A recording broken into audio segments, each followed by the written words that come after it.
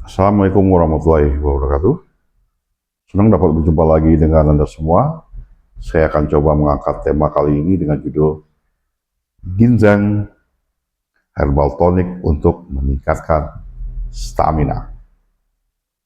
Karena kanal ini dibuat untuk edukasi pengobatan klasik atau tradisional, maka sebelum kita masuk ke topik ini, jangan lupa subscribe, like, komen, dan share video ini pada yang lain, supaya kanal ini dapat terus berkembang sehingga ada materi-materi berikutnya bisa terus kita berikan. Ginseng. Ginseng ini sangat populer di kalangan masyarakat kita, terkhususnya mereka-mereka pekerja keras yang membutuhkan peningkatan stamina. Nah, kita akan coba mengulas ginseng ini secara sekilas dengan waktu yang terbatas. Kalau kita lihat sejarahnya, ginseng ini memiliki sejarah penggunaan yang sangat panjang, terutama dalam pengobatan tradisional di berbagai budaya, khususnya di Asia. Tumbuhan ini pertama kali digunakan sebagai obat tradisional di Tiongkok lebih dari 2000 tahun yang lalu. Orang Tiongkok kuno menganggap ginseng sebagai tonik yang dapat meningkatkan vitalitas dan kesehatan secara umum. Ginseng ditemukan di pegunungan Manchuria, Tiongkok lebih dari 5000 tahun yang lalu. Teks tertulis pertama yang membahas penggunaan ginseng sebagai ramuan obat dapat kita temui pada kitab Senong Pharmacopoeia yang ditulis di Tiongkok pada tahun 196 Masehi. Pada zaman kuno, ginseng dikenal luas sebagai obat untuk hidup abadi dan dicari oleh Kaisar Qin Shi Huang serta dipercaya dapat membuat awet muda. Oleh karena itu, praktisi TCM selalu meresepkan ginseng dengan ramuan lain yang memiliki efek tertentu. Bagaimana peranan ginseng dalam pengobatan tradisional? Mari kita lihat. Kalau di Tiongkok, ginseng telah digunakan sejak ribuan tahun yang lalu dalam pengobatan tradisional Tiongkok. Dia sebagai herbal tonic untuk pasien dengan penyakit kronis dan mereka yang dalam masa pemulihan. Tapi ginseng juga bukan sebagai penyembuh segala penyakit. Ginseng digunakan untuk menghangatkan tubuh dan sering dipasangkan dengan herbal-herbal lain. Ada juga resep dari traditional China medicine yang terkenal, mana resep ini mengandung unsur ginseng yang diciptakan pada tahun 1107 Masehi dan termasuk dalam kategori formula penambah energi. Daun ginseng atau yang lebih disebut dengan nama Rensenye juga digunakan dalam TCM sebagai tonik untuk defisiensi energi, menguatkan energi dan paru-paru.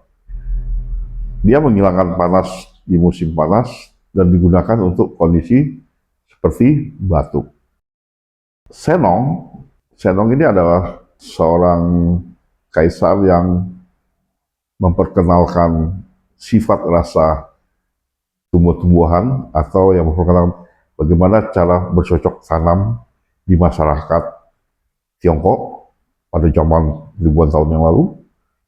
Beliau ini pernah menggunakan ginseng untuk disfungsi ereksi. Senong ini kan melihat herbal itu dari mencoba, merasakan. Nah, pada saat dia merasakan ginseng ini, dia merasakan ada kehangatan yang berbeda. Sehingga dia menganjurkan herbal ini bisa digunakan untuk merangsang nafsu seksual. Karena dia percaya pada efek yang dia rasakan. Nah, di negara lainnya seperti Korea, Ginseng memiliki tempat istimewa dalam pengobatan tradisional di Korea. Dia dijuluki Insam, yang berarti manusia, menunjukkan kepercayaan akan sifat penyembuhan yang kuat. Kualitas ginseng Korea sangat dihargai karena ditanam di tanah subur dengan iklim yang mendukung. Nah, di India, dalam pengobatan Ayurveda, ginseng juga dikenal sebagai obat tonik atau herbal tonik yang sifatnya membangkitkan. Di Amerika Utara, ginseng Amerika telah digunakan oleh suku-suku asli Amerika Utara untuk berbagai tujuan pengobatan, termasuk masalah pencernaan, pereda nyeri, menghentikan pendarahan, serta mengobati kondisi pernafasan dan demam. Selama berabad-abad, ginseng menjadi komoditas yang sangat bernilai dan sering menjadi simbol kekuatan dan kebijaksanaan. Perdagangan internasional ginseng Amerika dimulai jauh sebelum deklarasi kemerdekaan Amerika Serikat, dengan diekspornya ginseng tersebut ke Tiongkok oleh perusahaan dagang Prancis Company of the Indies sekitar tahun 1720. Pada tahun 1754, ahli botani Carl von Linné menamai ginseng ini dengan nama Panax. Dan pada tahun 1843, dia juga mendaftarkan ginseng ini sebagai panak ginseng. Di Indonesia terdapat tumbuhan yang memiliki khasiat serupa dengan ginseng, yaitu ginseng Jawa dan kolesom, yang akarnya digunakan dalam pengobatan tradisional sebagai tonikum untuk meringankan kelemahan fisik. Ginseng sering dianggap sebagai tonik adaptogenik, yang berarti dapat membantu tubuh beradaptasi dengan stres dan meningkatkan daya tahan fisik juga mental. Berikut ini saya berikan salah satu resep berupa teh ginseng. Untuk resep lengkapnya bisa dilihat nanti di deskripsi video ini. Untuk membuat teh ginseng ini kita membutuhkan bahan-bahan yaitu siangsen.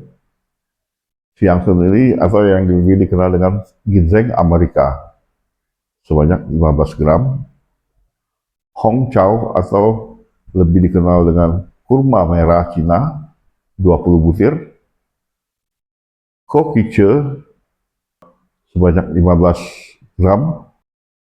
Terus kita juga bisa menambahkan gula merah atau hongtang secukupnya. Yang terakhir, tambahkan senchiang. Senchiang ini adalah jahe segar sebanyak 3 iris. Cara membuatnya adalah bahan yang 1-3 tadi dibilas dengan air, cuci jahe segar dan potong-potong, masukkan semua bahan ke dalam panci, dan tambahkan 1,5 liter air. Didihkan, lalu kecilkan api dan masak selama 10 menit.